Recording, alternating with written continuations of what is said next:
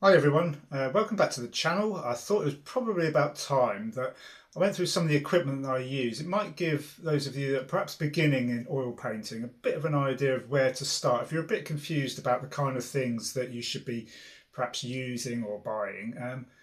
So let's start with probably the most, well, not the most important, but the first thing you need to get right is the preparation of the painting surface. So what I do is I use just a normal cartridge paper.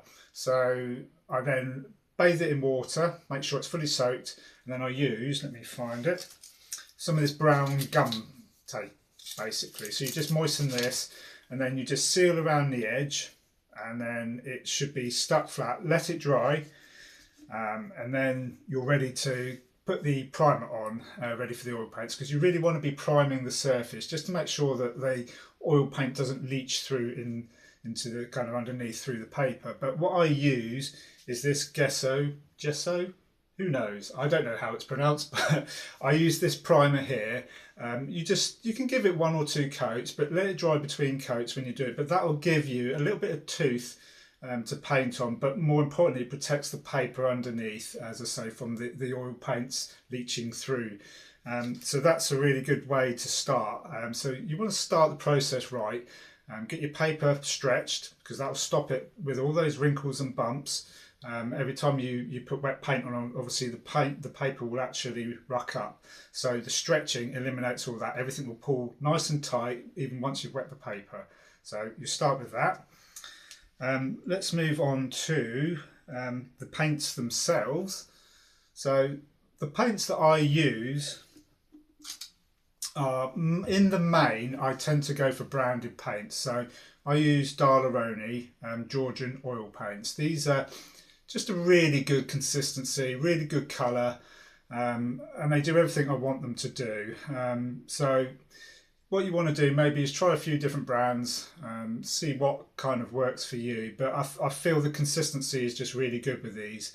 I also use Winsor and Newton.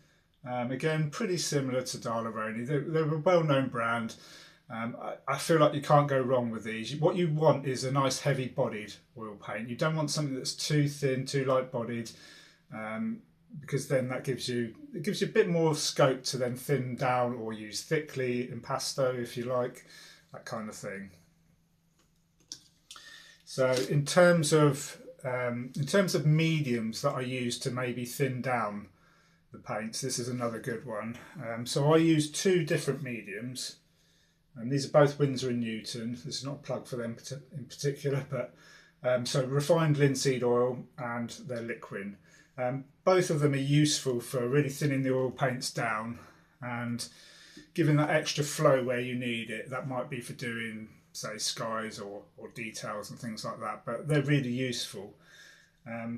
For cleaning brushes, I've just got an array of bits down here, but I'll go through them as I'm looking at them. So I use some clean spirit. It is white spirit as such, but it's a safe alternative to white spirit. So you'll need something to clean your brushes, and what I do is I put a little drop in the bottom of a jam jar with a lid, and it's, particularly if you're going to use actual white spirit, you want to be keeping this in a sealed container, because obviously the fumes aren't great for you, especially in a confined space. Always have a bit of ventilation if you're using this stuff. But this safe alternative, it's pretty good. Probably not quite as effective at cleaning the brushes, but it will do the job, and obviously it's safer for you in the studio.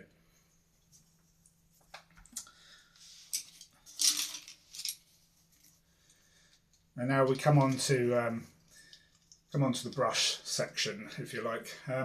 So I have got a motley collection of brushes, I have to say. There's a whole different array of brushes that you can be using. Let me start with what I would say are your basic tools of the trade. So I like the Filbert design. The Filbert design's got a rounded top to it, and I find that's good for a different range of kind of brush marks and things. But what you want is a larger one in sort of size probably 9 to 11, and that's really useful for doing your skies. And then I have a smaller one here. I don't know if the camera can pick this up, not really sure. Up there. don't know how it's going.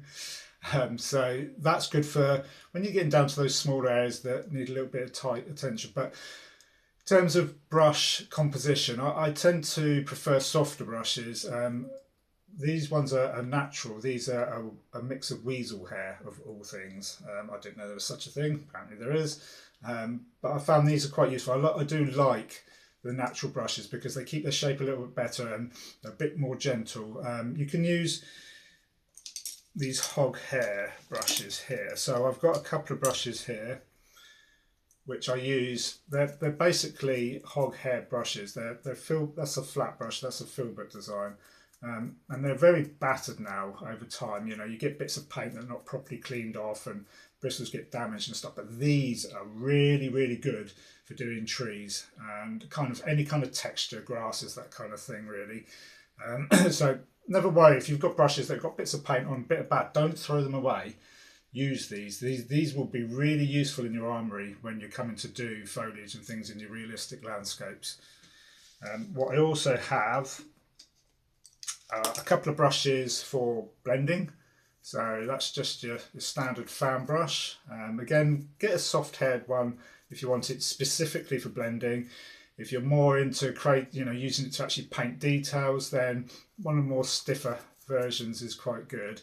But you'll need to probably experiment with the types of hairs in your brushes to find the ones that you like. But for oil painting, generally speaking, unless it's the textured tree ones, I prefer the softer hairs, the more natural hairs. But synthetic hairs are pretty good because they are very durable. This, I think, is just an old watercolour brush. Very soft hair, very big head to it. Again, useful for blending. You know, you don't get any marks like that. Sometimes with these fan brushes it will leave a little bit of a mark, but both useful for blending. And then my final brushes. So for the details, got a rigger brush there. That's a size 0 or size 1. They are really, really important for your detail work. So I really recommend getting rigger brushes for doing those fine details. Say this is a size 1, so size 0, size 1, about right really. Don't really want to go too much bigger. And this one here is this is a dagger brush. These are really useful for doing foliage and stuff. You've got that nice fine tip there which you can just dab kind of little bits on and stuff. So yeah, that's basically the brushes that I use. There's not too many different designs, not too many different hair types, but they'll keep you going. So have a look for those. And use those in your work. If you've got any questions about any of the equipment I've shown you, or the brushes, anything else, please do pop a comment down below the video. Please do subscribe to the channel because we will be continuing with the painting that's I think over my shoulder right here, I want to say. So please do follow along and see how that progresses.